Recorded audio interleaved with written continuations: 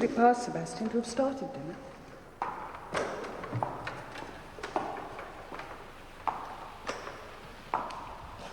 Thank you, Rico. Well, darling, I've collected your chum. I thought you were dying. I thought so too. The pain was excruciating.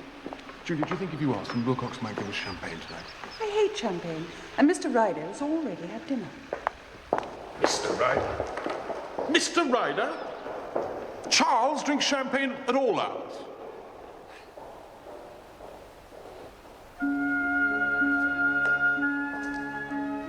I believed myself very near to heaven during those languid days at Brideshead. Like as we're craving champagne. It is thus I like to remember Sebastian, as he was that summer when we wandered alone through that enchanted palace.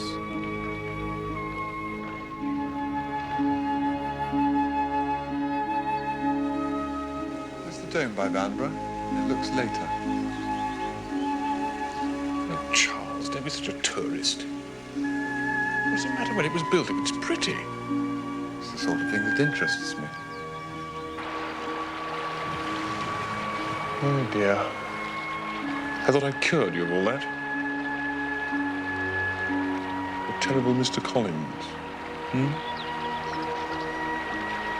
Sebastian in his wheelchair, spinning down the box-edged walks of the kitchen gardens in search of alpine strawberries and warm figs, propelling himself through the succession of hothouses, from scent to scent and climate to climate, to choose orchids for our buttonholes. It was an aesthetic education to live within those walls.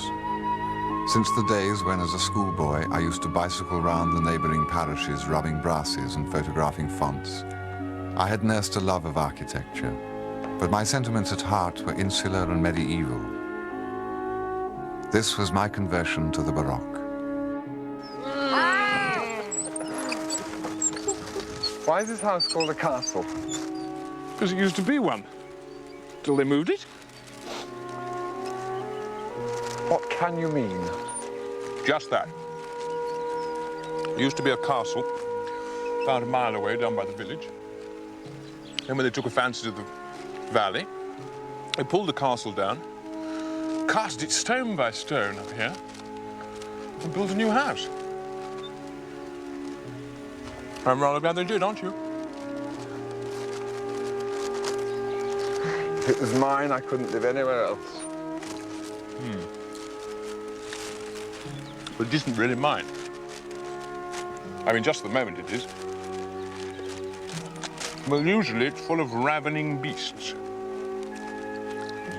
If only it could be like this always. Always alone. Always summer. The fruit always ripe. And Aloysius always in a good temper.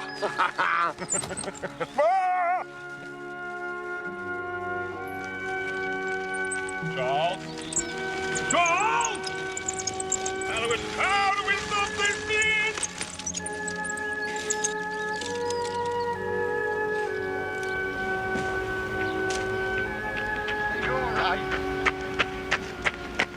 Very fun. Very, very fun. Come on. I suppose you'll be in bed for months now. One day in a cupboard, we found a box of oil paints. Mummy bought them, these paints. Somebody told her that you couldn't appreciate the beauty of the world unless you tried to paint it. Sebastian gave me the idea of decorating the garden room. She couldn't draw at all. Colours in the tubes were very bright, but every time Mummy mixed them, they came out kind of khaki.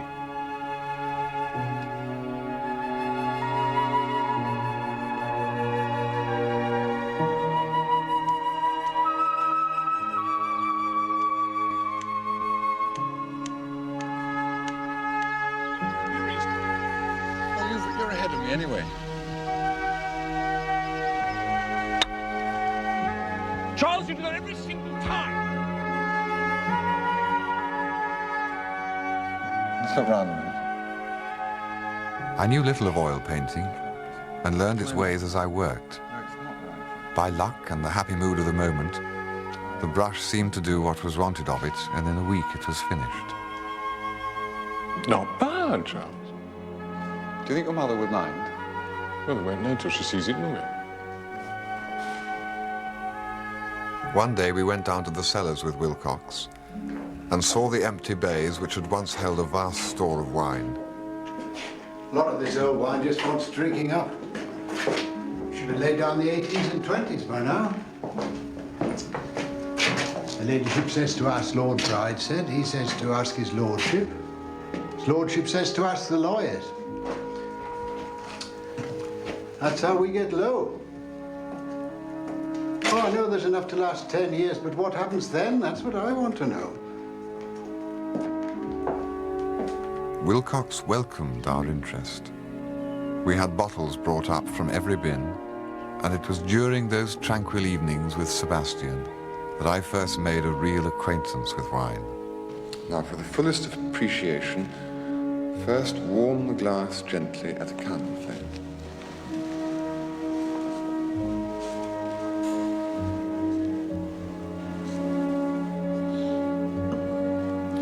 Fill it a third high. The Château Lafite, 1899.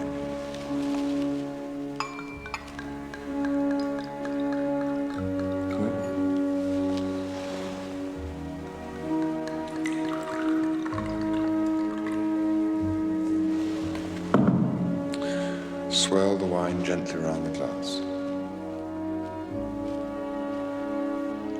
That is a claret. Supposedly I have Burgundy in my hand. You haven't, have you just poured this in? I have claret in my hand. This is Burgundy. I know this is Burgundy.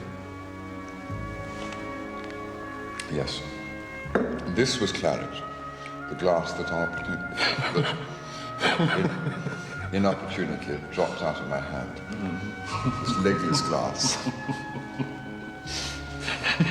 This is my glass. Charles, have another biscuit. No, this is claret. This is a click of claret, too. This is another click. It's a brother. Definitely a brother. Go in there. Up to the light. Up to the light. Under the nose. Breathe it in. It's like a flute by still water.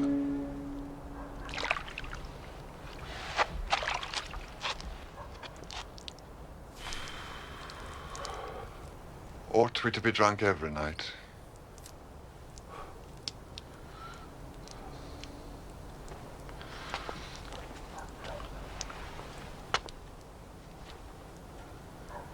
Yes. I think we should. Yes, I think we should too.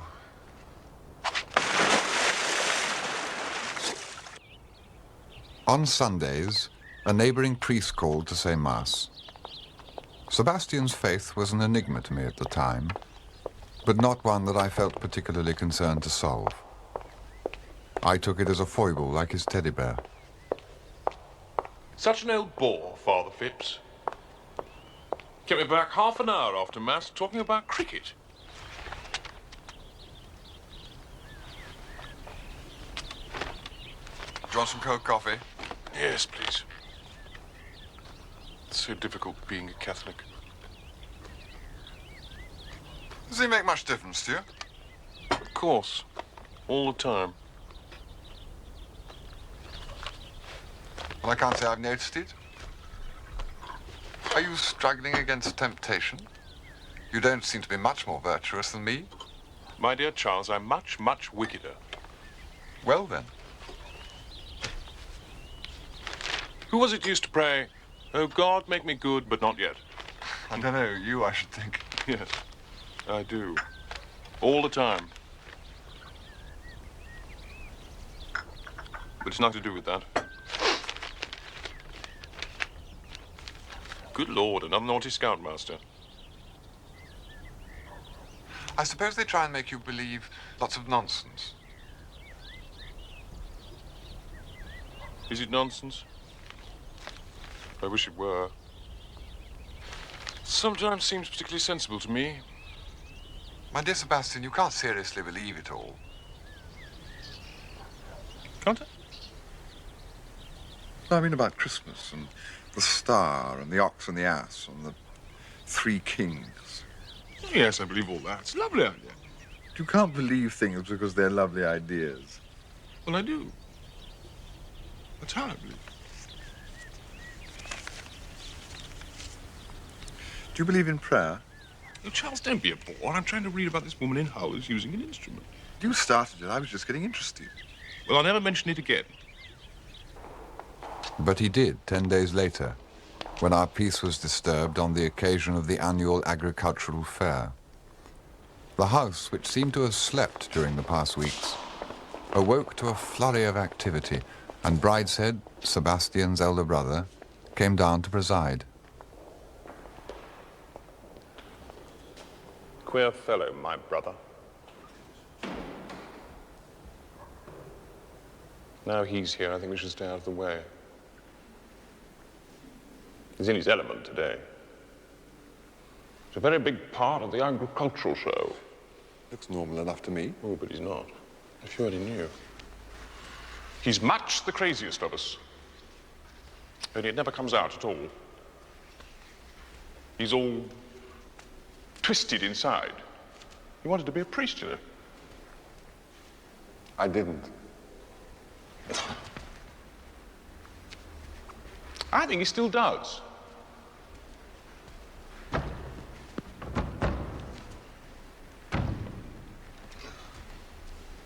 He nearly became a Jesuit. It was awful for Mummy. She couldn't exactly try and stop him. But of course it was the last thing she wanted. I mean, imagine what people would have said. The eldest son. It's not even as if it were me.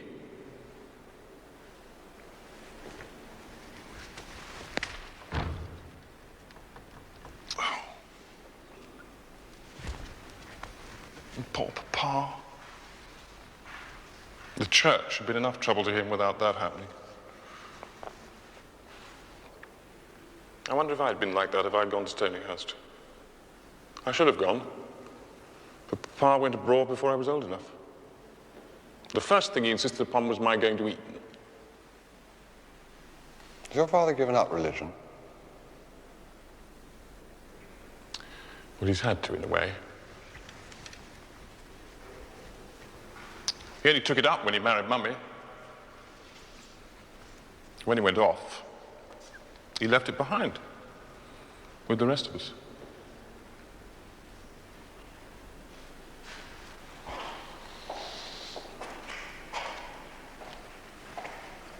You must meet him. He's a very nice man.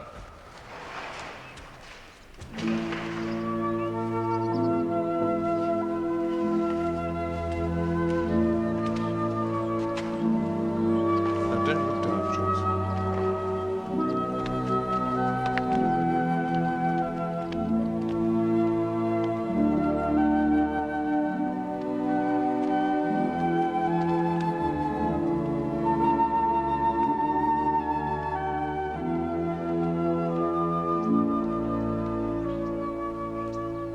So, you see, we're a mixed family religiously. Brideshead and Cordelia are both fervent Catholics. He's miserable, she's bird happy. Julia and I are both semi-heathens. I'm happy. I rather think Julia isn't. Mum is popularly believed to be a saint and Papa's excommunicated. I wouldn't know which of them were happy. Anyway, however you look at it, happiness doesn't seem to have much to do with it. And that's all I want.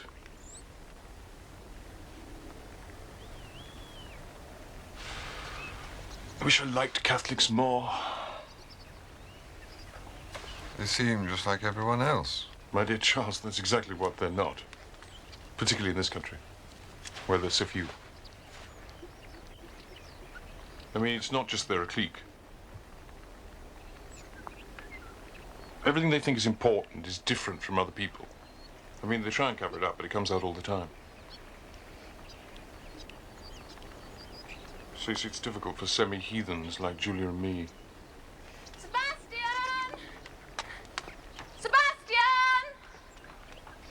God, that sounds like my sister Cordelia. Cover yourself up.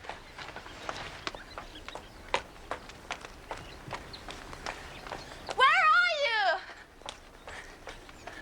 Go away, Cordelia. We're not decent. Yes, you are. I guessed you were here. You didn't know I was about, did you? I came down with Bridie. I stopped off to see Francis Xavier. He's my pig. And then I had lunch with Colonel Fender. And then on to the show. Francis Xavier got a special mention. But that beast Randall got first with a very mangy-looking animal. Darling Sebastian, 'tis lovely to see you. How's your poor foot? Say how do you do to Mr. Ryder. Sorry, how do you do? I'm sorry about your pig. They're all getting pretty boozy down there, so I came away. I say, who's been painting the garden hall? I went in to get a shooting stick and saw it. Be careful what you say. It's Mr. Ryder. But it's lovely. I say, did you really? You are clever. Oh, why don't you both come down? There's nobody about. Bridie's bound to bring the judges in. No, he won't. I heard him made arrangements not to. He's very sour today. He didn't want me to have dinner with you, but I fixed that. Oh, do come on. I'll be in the nursery when you're fit to be seen.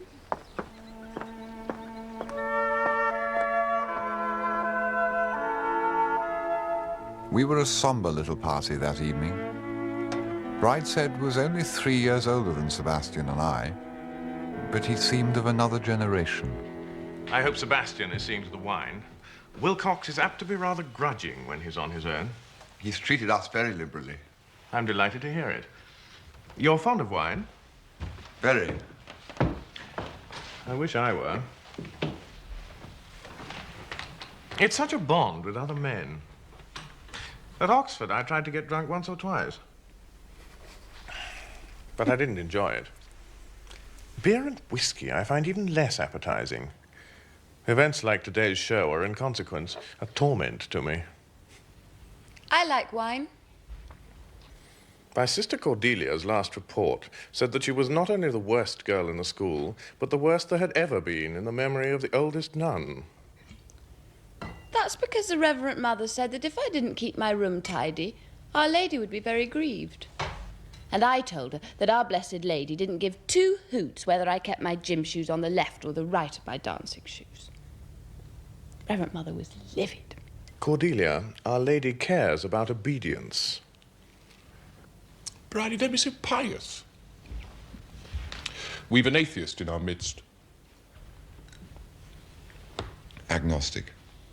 Really?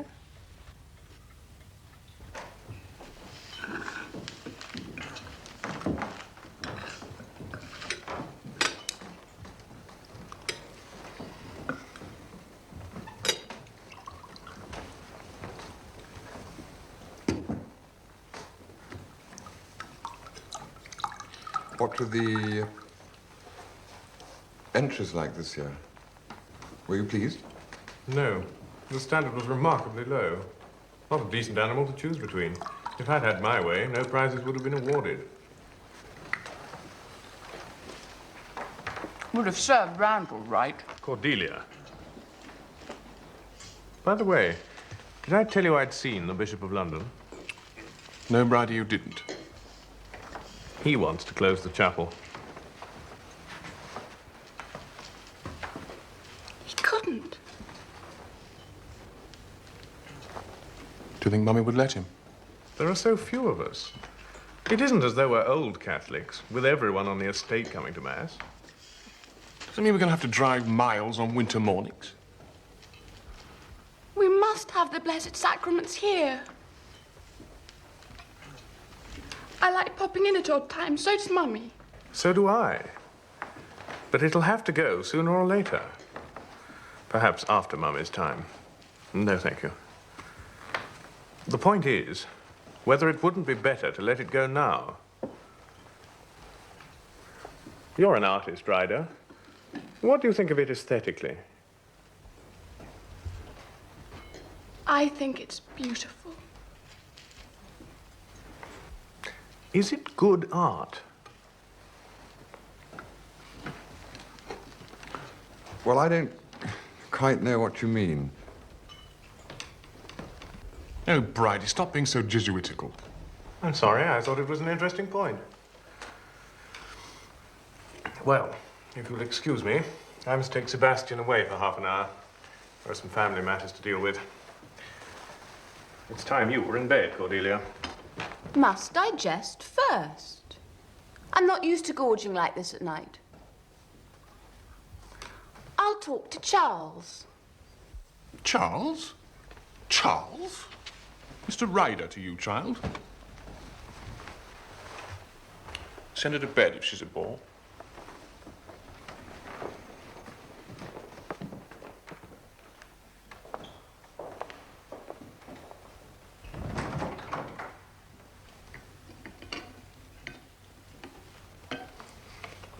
Are you really an agnostic? Does your family always talk about religion all the time? Not all the time. It's a subject that comes up naturally, doesn't it? Does it? Never has with me before. Then perhaps you are an agnostic. I'll pray for you. Thank you. I'm sure it's more than I deserve. Oh, I've got harder cases than you.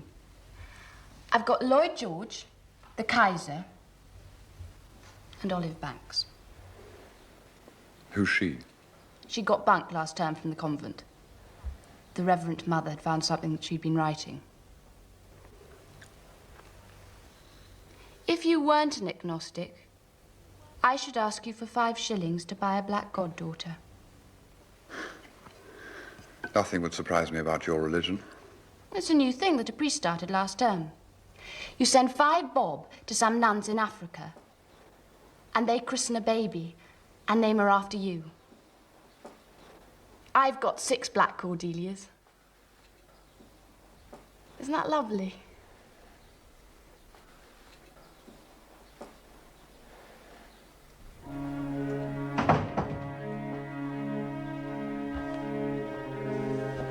That night, I began to realize how little I really knew of Sebastian, and to understand why he had always sought to keep me apart from the rest of his life.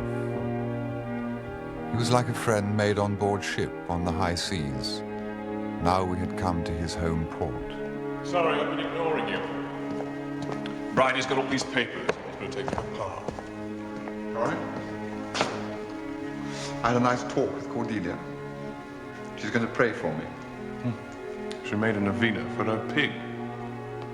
Now, come on, we must pack. I've decided you better come to Venice with me. But that's absurd. I haven't got any money. I thought of that. We live off Papa when we're there.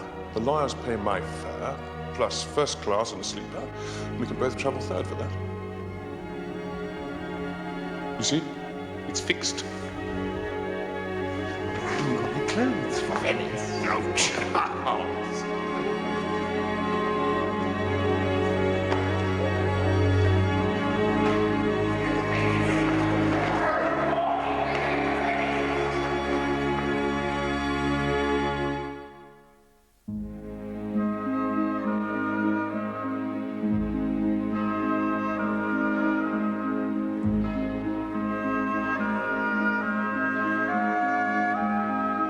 And so Sebastian and I came to Venice.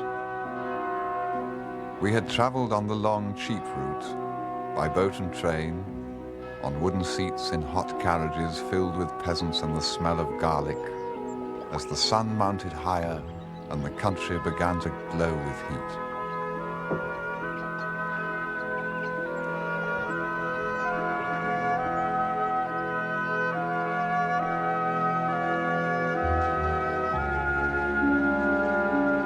You've been here before. No. I came once from the sea. This is the way to arrive.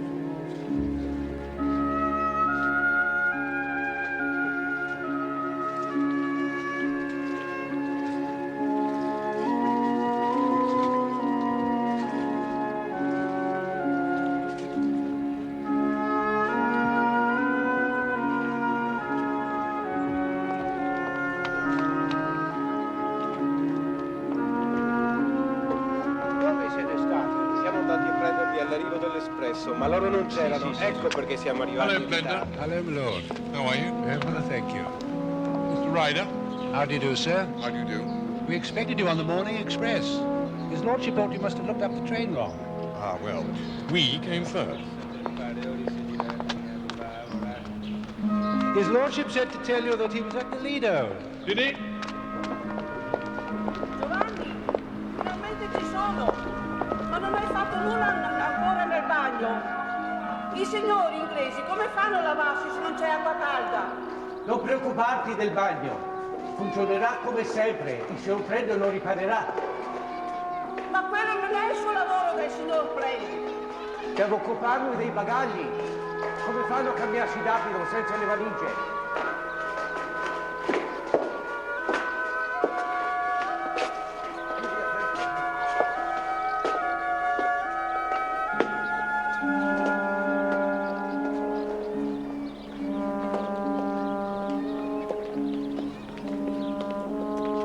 Presto, Maria!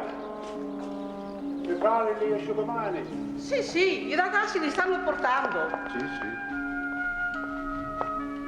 This is your room, my lord, the one you had before. Right, thank you.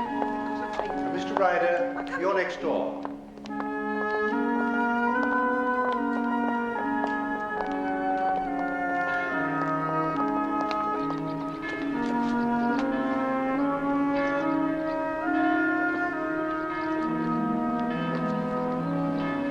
E signori, le loro camere sono pronte. I bagagli sono arrivati.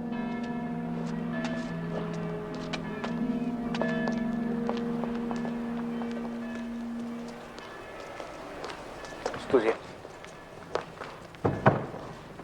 Presto, signori, portateli nella stanza di sua signoria. Mosquito. Mostica, non no. Prendi questo. Bacon wash. If I may, sir. Purtroppo il bagno qualche volta non funziona, ma il signor Prende lo aggiusterà.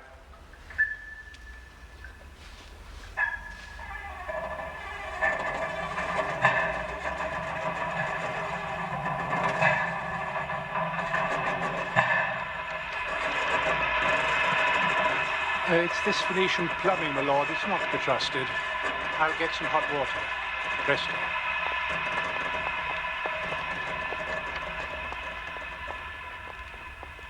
Presto, Maria! Porti dell'acqua calda. Ma ce ne sarebbe bisogno se lei avesse fatto riparare lo scappatoio.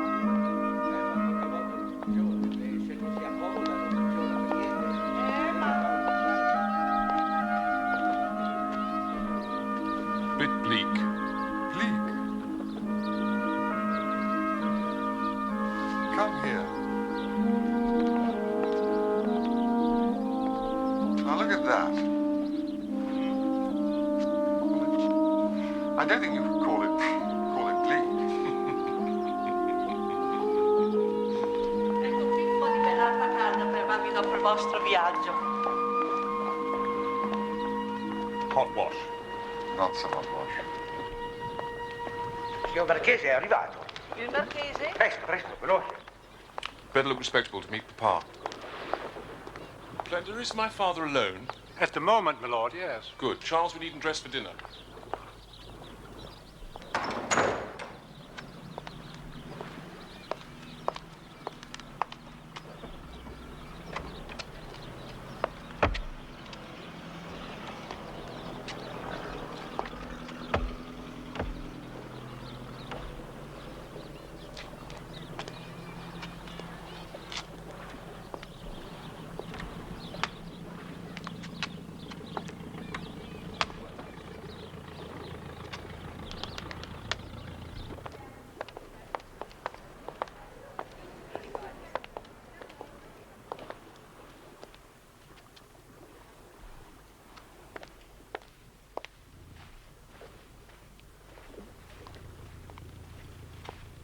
Darling Papa.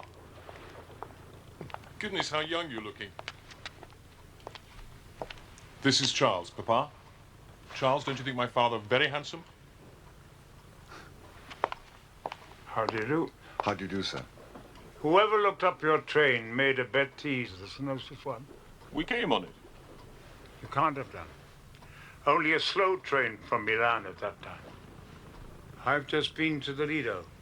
I've taken to playing tennis there with the professional in the early part of the evening. It's the only time of day when it's not too hot. How very energetic of you, Papa. I hope you boys will be comfortable. My room's wonderful. This house was built for the comfort of one person only. I'm that person. I have a room this size and a very splendid dressing room besides. And Cara has taken possession of the only other sizable room. How is she? Cara?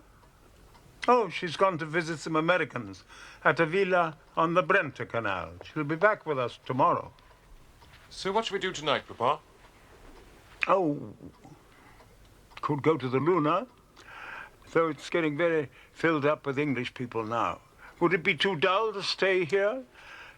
Cara's bound to want to go out tomorrow. No, that would be lovely. Well, we dined at 8. We could go out and have a drink first.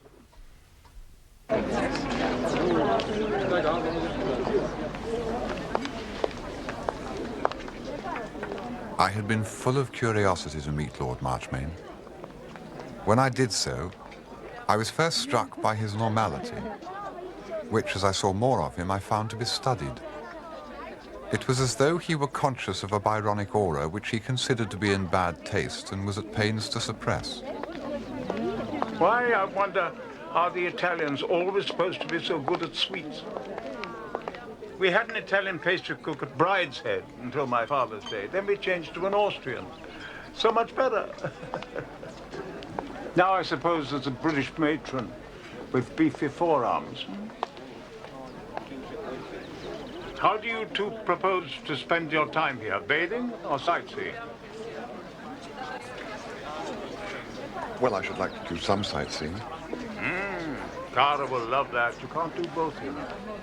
Charles is very keen on painting. Yes? Yes. Any particular Venetian painter? Bellini. Ah, which one? I didn't know there were two. There are 3, to be precise. Painting then was very much a family business. How was England when you left? It's been lovely this summer. Was it? Was it? It's my tragedy that I abominate the English countryside. I suppose it's very wrong to inherit great responsibilities and be entirely indifferent. I'm all that the socialists would have me be, and a great stumbling block to my own party. However, no doubt my elder son will change all that, if they leave him anything to inherit.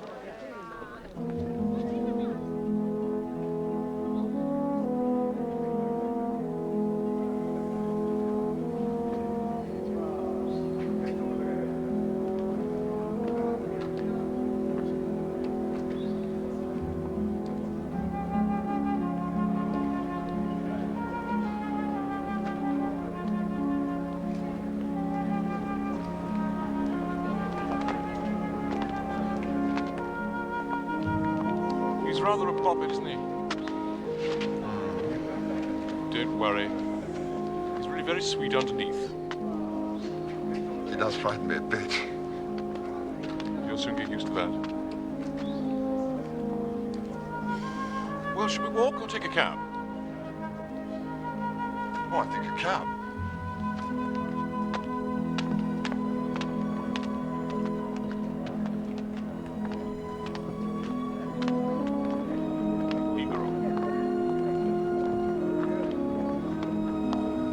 Where do you want to go? I'll show you something very, very special.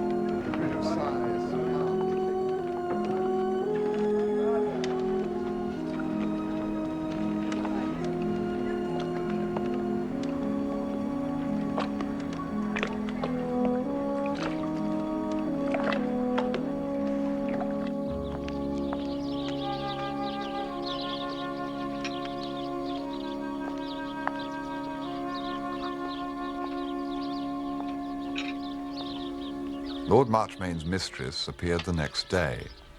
Buongiorno, cara. Buongiorno.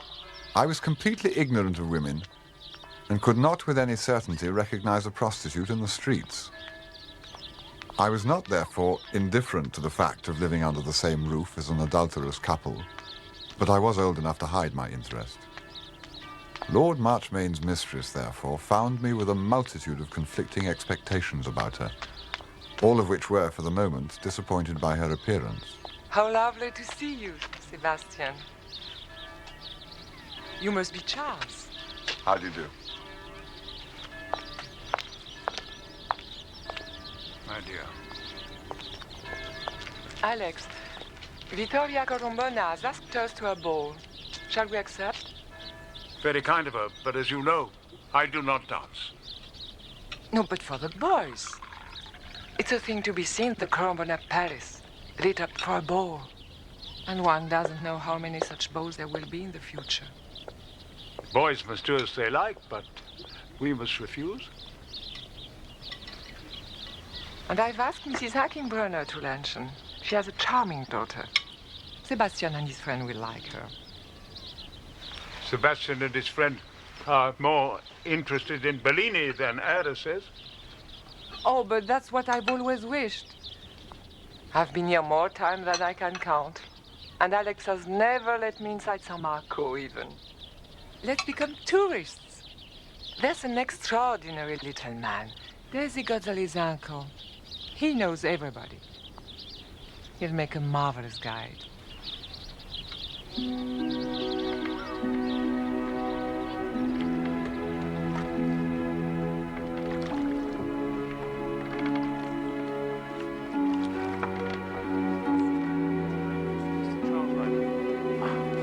And now, off to see our works of art. So we became tourists. All doors were open to Cara's little Venetian nobleman. With him and a guidebook, she came with us, flagging sometimes but never giving up, a neat prosaic figure amid the immense splendors of the place.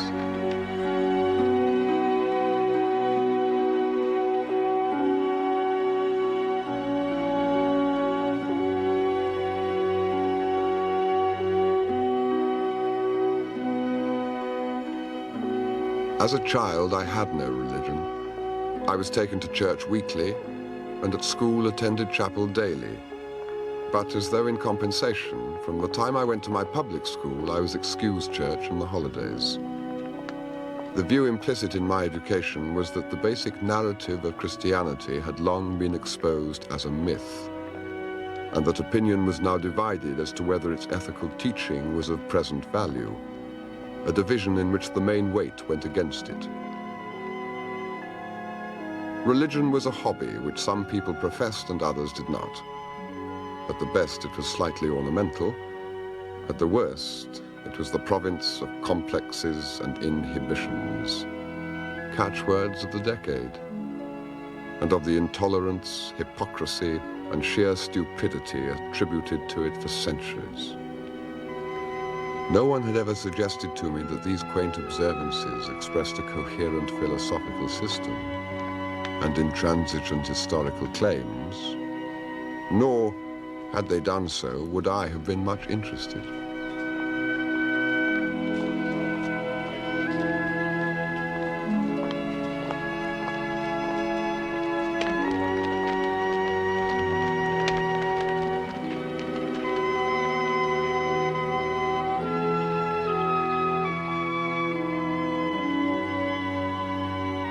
My father did not go to church, except on family occasions, and then with derision. My mother, I think, was devout. It once seemed odd to me that she should have thought it her duty to leave my father and me and go off with an ambulance to Serbia, to die of exhaustion in the snow in Bosnia. But I later recognized some such spirit in myself. Later, too, I have come to accept claims which then, in 1923, I never troubled to examine, and to accept the supernatural as the real. But I was aware of no such needs that summer.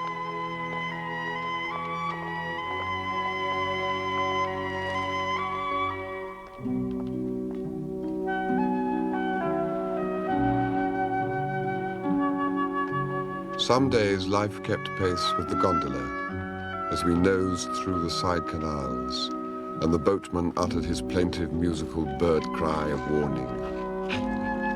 On other days, with the speedboat bouncing over the lagoon in a stream of sunlit foam. Every morning after breakfast, Sebastian, Cara, and I would leave the palace by the street door and wander through a maze of bridges and squares and alleys to Florian's for coffee, and watch the grave crowds crossing and recrossing under the campanile. I was drowning in honey, stingless.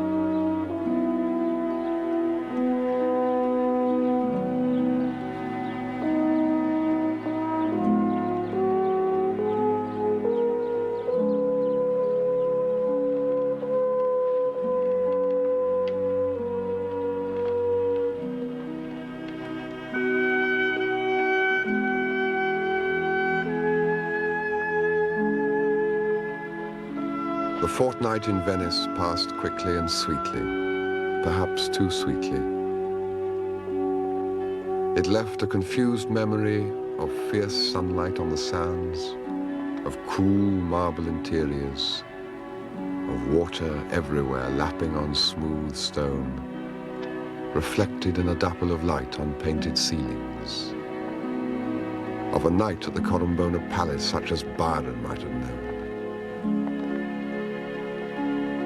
I remember most particularly one conversation towards the end of my visit. Sebastian had gone to play tennis with his father, and Cara at last admitted to fatigue. We sat in the late afternoon at the windows overlooking the Grand Canal. It was the first time we had been alone together. I think you're very fond of Sebastian. Certainly. I know of these romantic friendships of the English and the Germans. They're not Latin. I think they're very good, if they don't go on too long. It's a kind of love that comes to children before they know its meaning.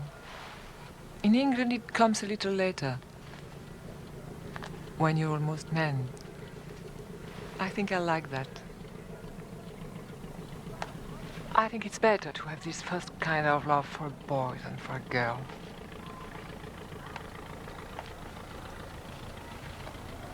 Alex, you see, had it for a girl, his wife.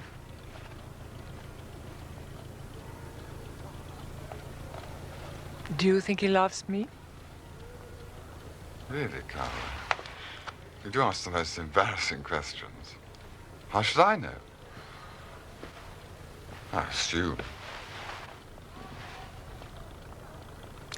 He does not, but not the littlest piece. But then why does he stay with you? Because I protect him from Lady Marchmain.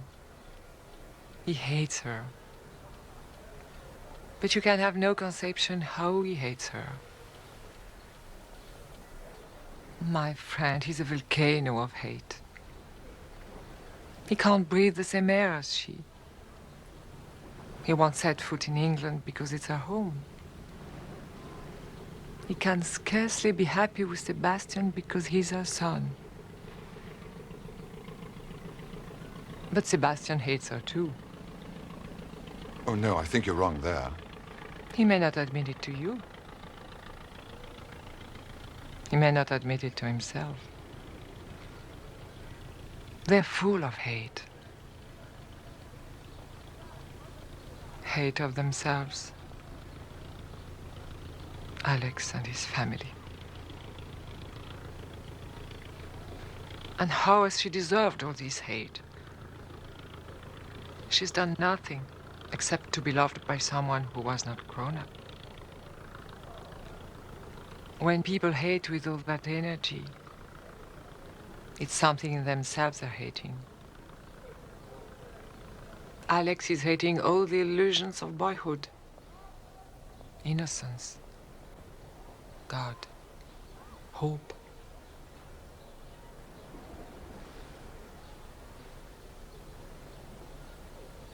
Sebastian is in love with his own childhood. That'll make him very unhappy. His teddy bear, his nanny, and he is 19 years old.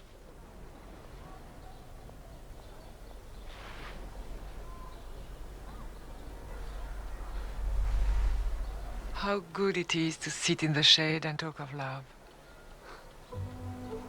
Come, let's go and meet them.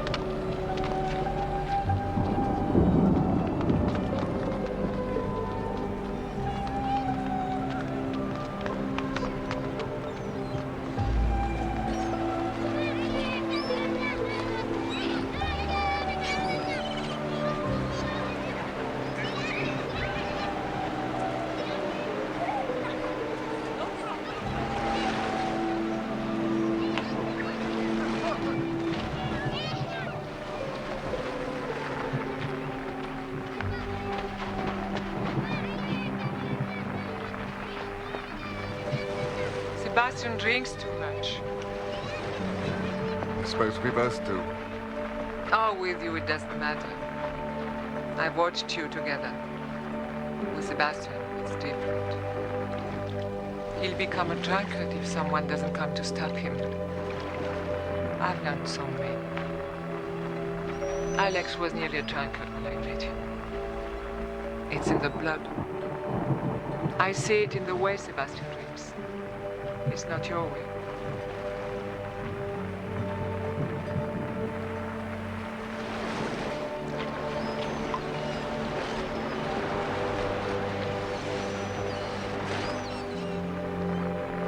Tara! English weather.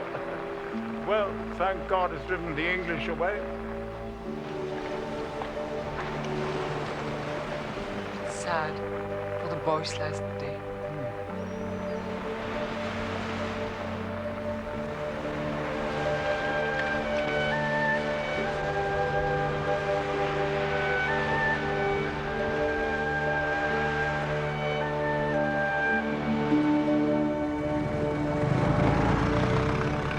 We arrived back the day before term began. On the way from Charing Cross, I dropped Sebastian in front of Marchmain House, his family's London home on the edge of Green Park.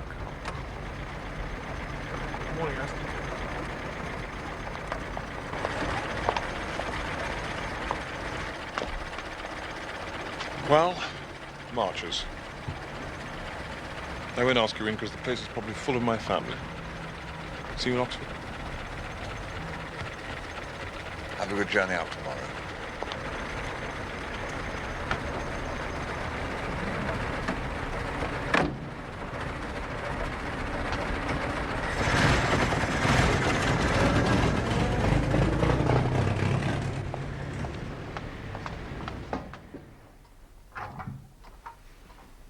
The taxi took me on alone to Bayswater, where my father greeted me with his usual air of mild regret.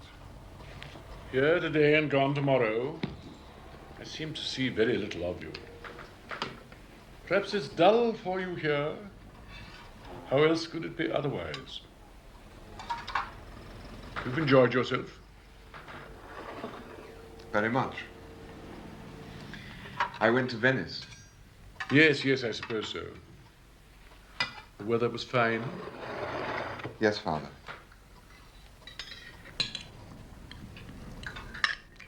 That friend you were so concerned about, did he die? No, I went to Venice with him. I'm very thankful. You should have written to tell me. I worried about him so much.